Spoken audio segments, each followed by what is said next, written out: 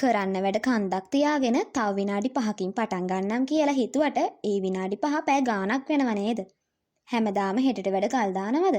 මේ කම්මැලිකම කියන දේ අපේ හින පස්සට අදින ලොකුම හතුරෙක්.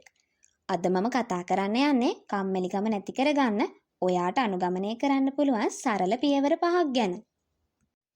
පළවෙනි පියවර තමයි ලොකු වැඩේ පොඩි කොටස් වලට බෙදා ගන්න. ගෙදරම අස් කරන්න තියෙනවා කියලා හිතුවම අපිට මහන්සි. ඒත් මම අද මගේ කාමරය අස් කරනවා කියලා හිතුවම ඒක ලේසි. ඔයාට කරන්න තියෙන ලොකුම වැඩේ අසයින්මන්ට් එකක් නම් අද කරන්න පුළුවන් පොඩිම කොටස විතරක් කරනවා කියලා කලින් ප්ලෑන් කරන්න.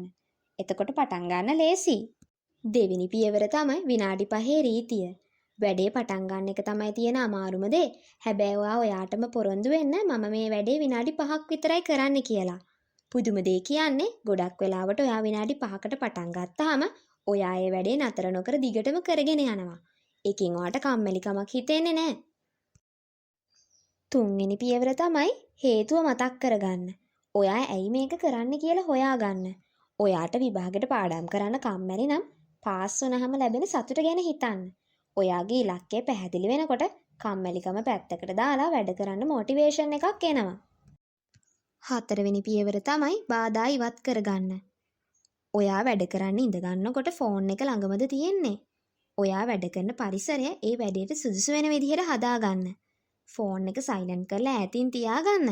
මේකෙන් ඔයාලට කම්මැලිකමක් නැතුව වැඩේ පටන් ගන්න එක ලේසි වෙනවා. අන්තිම සහ වැදගත්ම පියවර තමයි ඔයා ඔයාටම තෑග්ගක් දෙන්න. ඔයා අර මුලින් වෙන් කරගත්ත වැඩ කොටස ඉවර වුණාම ඔයාටම පොඩි රිවෝඩ් එකක් දෙන්න. චොක්ලට් කෑල්ලක් කන්න, විනාඩි 5ක සින්දුවක් අහන්න. මේකෙන් ඔයාගේ කම්මැලිකම අඩු වෙලා වැඩ කරන්න ඔයාව උනන්දු කරවනවා. කම්මැලිකම කියන්නේ පරාජය කරන්න බැරි දෙයක් නෙවෙයි. ඒක නිකන් නරක පුරුද්දක් විතරයි. අදම මේ එක පියවරක් හරි උත්සාහ කරලා බලන්න. ඔයාලටත් කම්මැලිකම නැති කරගන්න පාවිච්චි කරන වෙන ක්‍රම තියෙනවා නම් පල්ලෙහෙන් කමෙන්ට් එකක් දාගෙන යන්න. මේ වීඩියෝ එක ඔයාට උදව්වක් වුණා නම් ලයික් කරන්න, ෂෙයා කරන්න.